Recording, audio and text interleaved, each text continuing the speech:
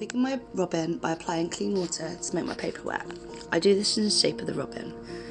This technique is sometimes referred to as priming. I then start to lay down the colour. This technique is called wet on wet. Wet on wet means that wet paint is applied to wet paper or added to a wash of fresh wet paint.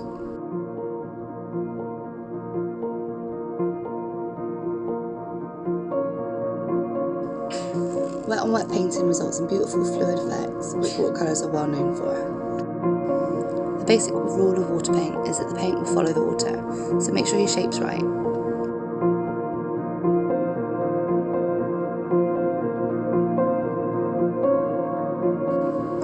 I use a mix of colours and blend them in to give the basic shape and colour of the robin.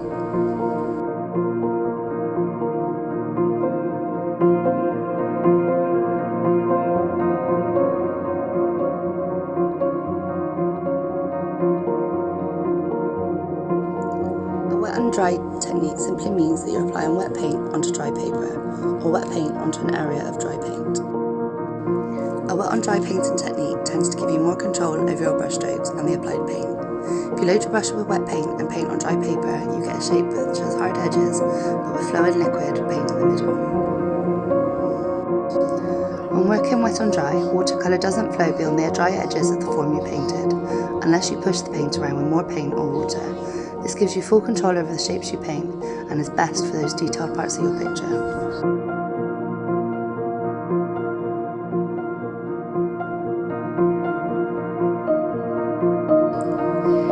Adding wet paint into another wet paint is known as charging, and charging in this way causes the paint to blend in a fairly random fashion.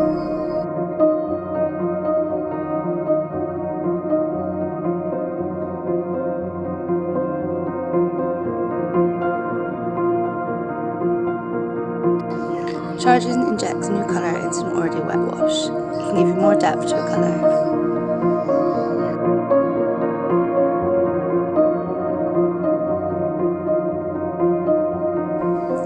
Pulling out is another technique. It lets you create a gradient of colour. You paint a shape, clean and blot your brush, and then pull the paint pigments in a given direction.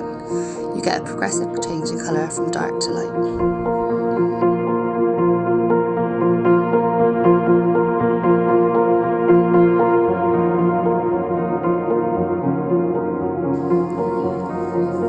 Once your paint is dry, by using the techniques we've already shown, you can add more watercolour effects and more depth to your picture.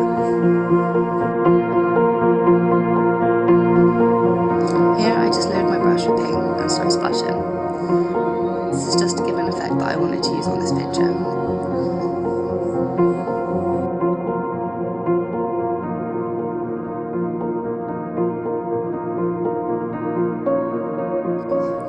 I blot some of the spots just to add different effects.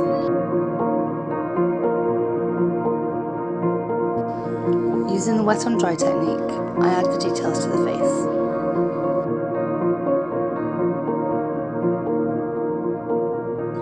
Make sure your paint is dry at this point, otherwise the paint will just bleed into the other colours.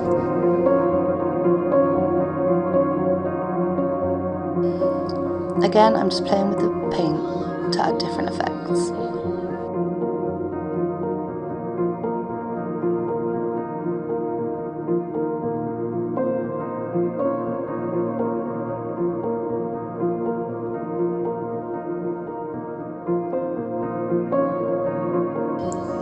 To add a background colour, I used graduated blending wet on dry. I start with a very wet brush and then blend the colour out. I use the wet brush just to pull the paint and blend it out. Unlike wet on wet technique, this gives you the control to move around the shape of your picture and the details that are already on there.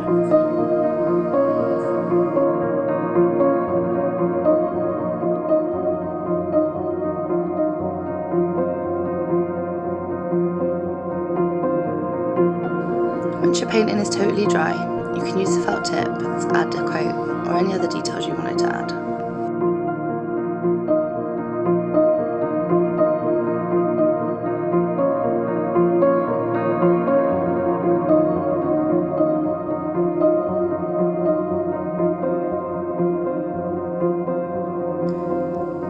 I used the silver Sharpie just to add in a little highlight in the beak and the eye.